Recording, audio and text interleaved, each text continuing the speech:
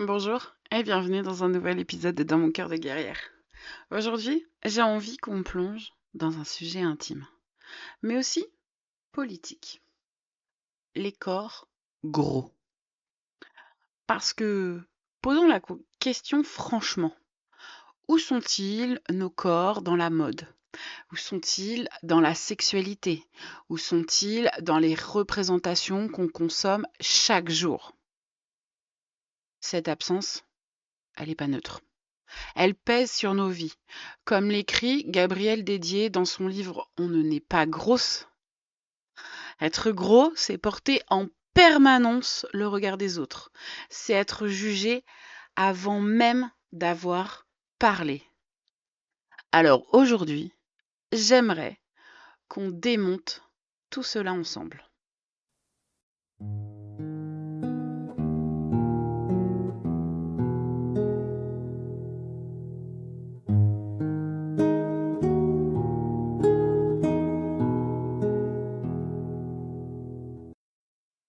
La mode, c'est censé être un espace de créativité.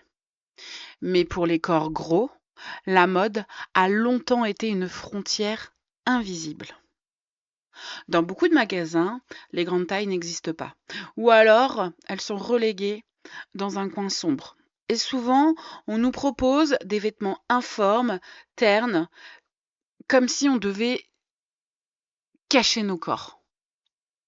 Sur les podiums, pendant des décennies, on voyait des corps quasi identiques, très minces, très normés.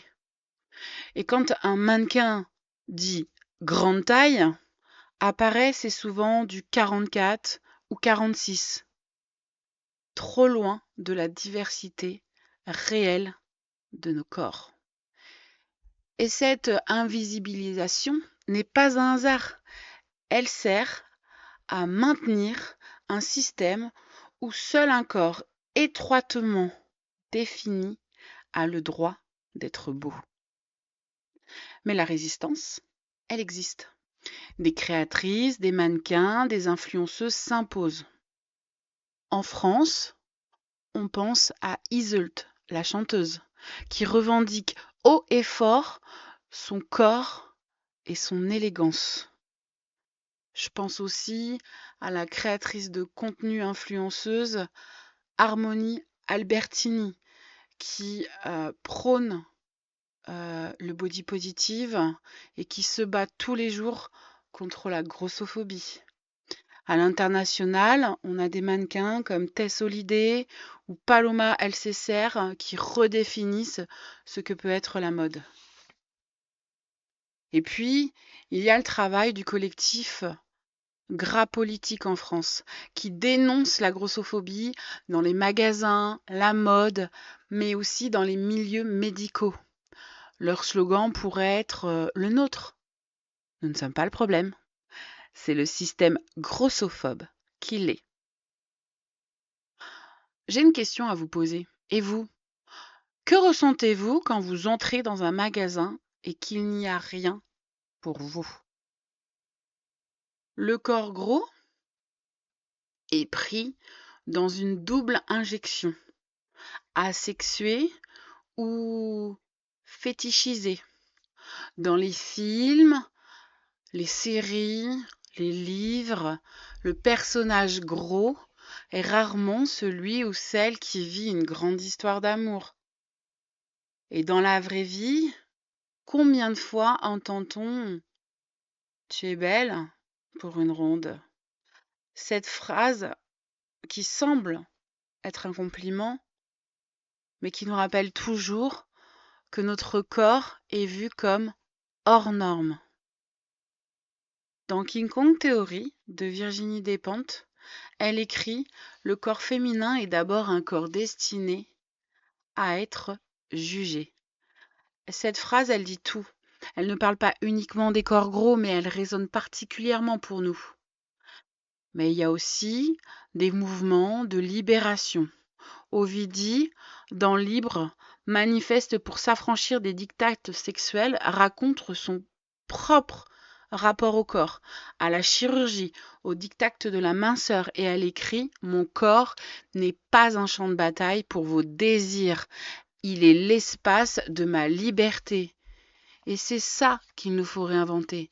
Une sexualité où le corps gros est désirant, désiré, légitime, sans justification et sans excuse.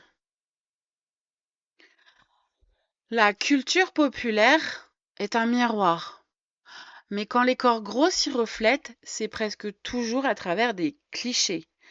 Personnage rigolo, la copine sympa, celui ou celle qui mange trop. Jamais l'héroïne romantique, rarement le héros fort et sexy.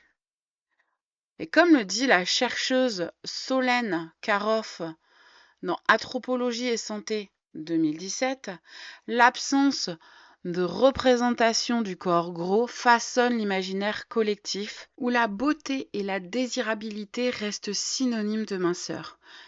Mais les réseaux sociaux ont changé la donne. Aujourd'hui, des comptes comme Have Your Body Standard, créé par Tess Holliday, ou en France Fat Liberation FR, offrent des récits différents, des images puissantes.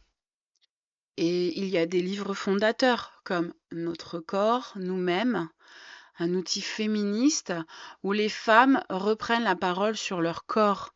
L'édition française rappelle que parler de nos corps, c'est aussi parler de politique.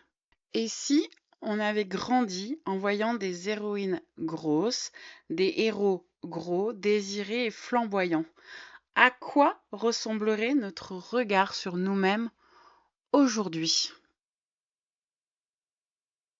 En conclusion, j'ai envie de vous demander, alors, où sont les corps gros? Ils sont partout.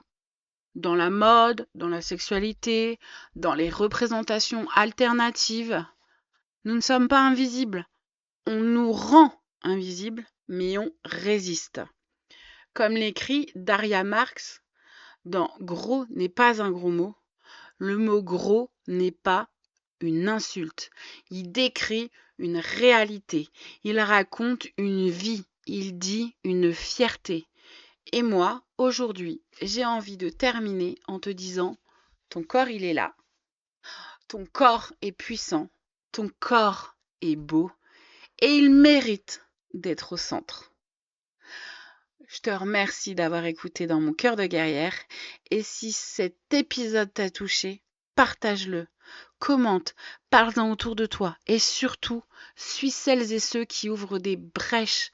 Gras Politique, Gabriel Dédier, Ovidie, Virginie Despentes, Iseut, Harmonie Albertini et toutes celles et ceux qui chaque jour osent montrer leur corps sans filtre. Parce qu'ensemble, on écrit un autre récit. À très vite, cœur vaillant.